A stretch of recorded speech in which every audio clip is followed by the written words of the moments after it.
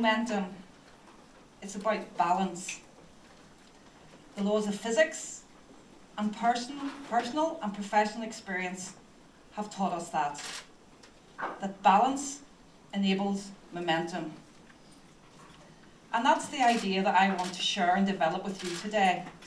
And really to encourage you to think about what is your balance, because it's going to be very different for each and every one of us in this room.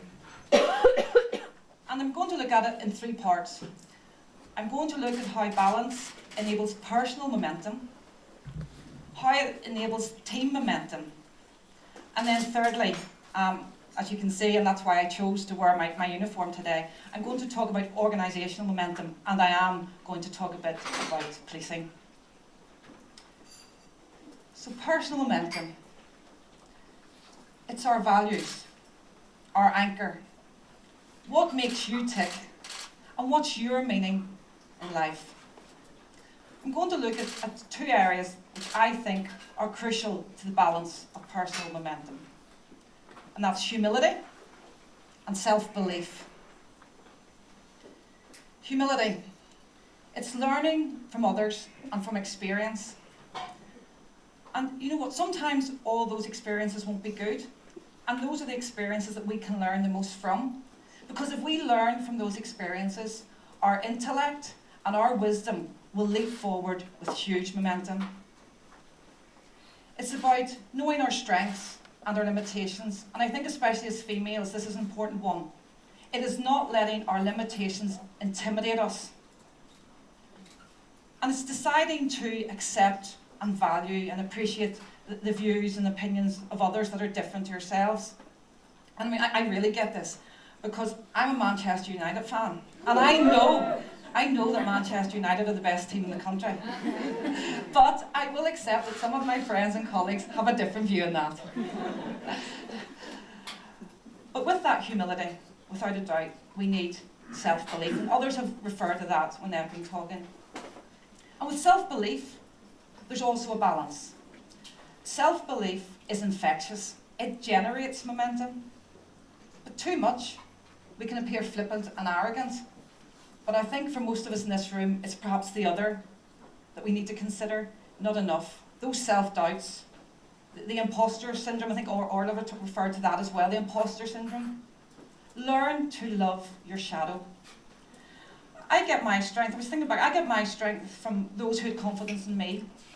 I think back to my parents, who are very much in my thoughts today, to my teachers and principal at school, to my minister, my Girls' Brigade captain, to my lifelong friends. They have shown the confidence in me that has helped me with my self-belief. They helped shape me. Who helped shape you? And actually, most importantly today, who are you helping to shape? And I also get the self-belief from realising the responsibilities of what I do today, a parent, a senior police leader, a citizen, and the responsibilities that they bring. And I also, when I think of that, I think of Hillary Clinton's quote, "Remember to have a life and a career." And sometimes along the way, we need to do things that help nurture our self-belief. And I'm just going to share a short story about something I did. When I turned 40, I decided that I was going to run a marathon. Now, I knew I would never be the Paula in the middle picture, although I really do admire her. But this Paula wanted to run a marathon, and up to then, I had only ever ran 6 miles. But with that combination of self-belief, with friends who had done marathons before to help me, applauding the streets, eating the jelly babies, the Jaffa cakes, the sugary drinks, that helped. And I did my first marathon the year I was 40. And I can assure you that the positivity that you feel when you cross that finish line is second to none. So much so that I have another milestone birthday next year, and I'm actually going to run my 12th marathon.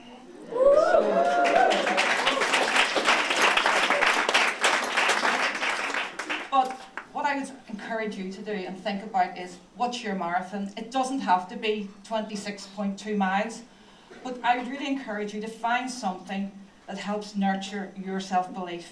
and go and do that. Secondly then, it's how balance enables team momentum. None of us are an island. Whether it's in work or at home, we all are in teams somewhere. And I think there are two key elements to balance within team momentum. That's leadership and diversity. Leadership is about being authentic. We've heard that mentioned before. Good leaders build momentum, lousy leaders destroy it. And I'm sure everyone in this room can think of leaders who fall into both boxes.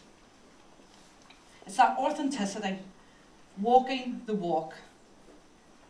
It's how you act. Does that balance what you say? Do you empower and encourage people, or do you micromanage? And one thing I would really encourage is leadership at all levels. Our Chief Constable's here today, and he's the leader of the PSNI. He sets our strategic vision. But what we want in policing is leaders at all levels of the organisation. Because it's only when we get that, when we get leaders at all levels, whose words and actions are congruent, apologies, well then do we really have true, powerful momentum. That's when you will get it. And that then is also balanced. That leadership needs to be balanced in terms of diversities in teams. And I'm not talking about the legislative diversity. I'm talking about the further richness of that. Clones and robots don't build good teams, don't make good teams. So yes, we do want to meet our legislative responsibilities in terms of gender, race, religious, age breakdown. But I'm talking about a wider richness of diversity. With people who are different to us, people who think differently, who bring different ideas.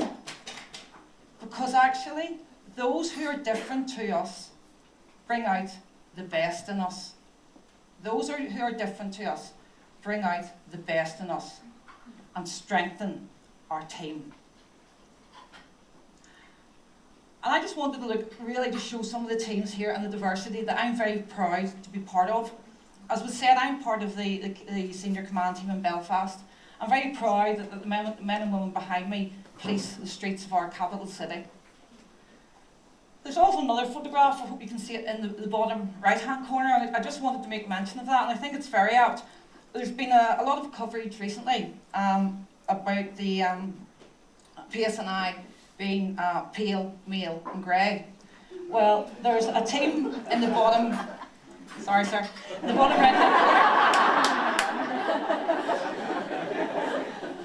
When in 2013, the then Assistant Chief Constable Hamilton had responsibility for a team, and if you can see, I appreciate the sun's quite bright, if you can see, they were most certainly not male, pale nor grey.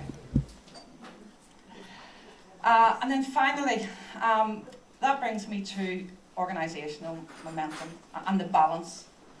And why I'm going to talk about policing,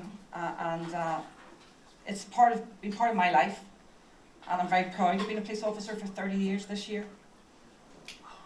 But policing has been subject to true transformational change that has required both balance and momentum. And that's really what I wanted to share some of that with you today. I talked about the diversity of teams and how that's important. But actually, I really taking it up a level at the organisational level, a truly balanced representative workforce is the key to maintain momentum. When I joined the police in 1985, female representation was at about 4%. My male colleagues got issued with a gun and a baton. I've brought today what I got issued with.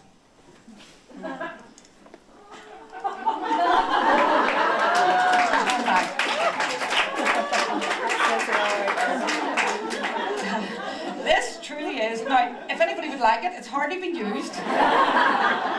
Hardly used handbag. This is my handbag that I got when I joined the police 30 years ago. There's even a hole that you were supposed to carry your radio on this, and the aerial of the radio came out the hole. So, I just wanted to share that lighter note.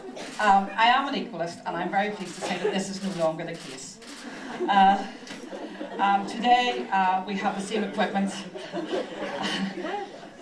Female representation sits at 30%, and there are females in all levels of the organisation, and in some very senior command roles across the organisation. Now, our journey's not over. We're not saying it is, but actually we have come a long way, and we continue on that journey, and I'm proud to say we are doing that. The second area of balance that I'm going to talk about is actually the most difficult. And it's the balance between personal safety and public safety. Our job as police officers is to prevent harm. It's to protect people, and it's to bring offenders to justice. We do that in a country at the moment where a small group of people want to kill and maim police officers and are a risk to wider society. Our purpose statement in the PSNI is keeping people safe. Now that's very ironic, because the first thing that we ask our police officers to do every morning before they leave their homes is to check under their vehicles that there's not a booby-trap device under there to kill them before they start on their journey to keep people safe. And I would like to pay tribute to my 304 colleagues who have been murdered policing Northern Ireland, to those who sustained life-changing injuries, and to those alongside that have continued to police this country. We cannot run away from a scene or an incident or a call when others can, because this is the job we chose to do, but we will do that, and we will do that. We will serve the community. And finally, it's the balance between law enforcement and wider civic responsibility as a police service. And we very much recognise that the peace process is like a very fragile flower, that actions, whether by police or by others, can have an equal or opposite reaction. So as a police service, we're very conscious of our actions and the impact that they can have on others, but also of the responsibility and the role we play, as well as our traditional law enforcement role, which is very right and proper, but how we contribute to a safer, more confident and peaceful society, and actually how we play our role in the stability and the momentum of the peace process. So as a police leader, and as my other colleagues within the police service, we recognise that wisdom, balance, foresight, the ability to see around corners are vital personal characteristics required of police leaders today. There have been bumps along the road, and we've heard of some of them, and the Assembly and the Executive have risen and fallen, and at times other institutions are precarious. But one thing has remained firm and steadfast in that, and that is policing. Policing has been subject to major transformational change. Balanced and emotionally intelligent policing has been at the heart of that. And we will continue to serve the community, to police with the community, and continue in that programme of transformational change. So that as we are today, that policing, confidence in policing is at an all-time highest level. So what I would say to you is, in the 20 years from the ceasefire, the 17 years from the Good Friday Agreement, has taken the balanced determination and momentum of a marathon runner rather than a sprint finish to bring about the change, and the very positive change that we can see in our society today. I'm very proud to be a police officer. I'm very proud to have had the opportunity, and thank you for listening to me today as I've told our story. And I would encourage you today to go away and just think about your personal momentum, your team and your organisational momentum, whatever they are for you. But like the last speaker as well, to take time out and actually think, what is your balance?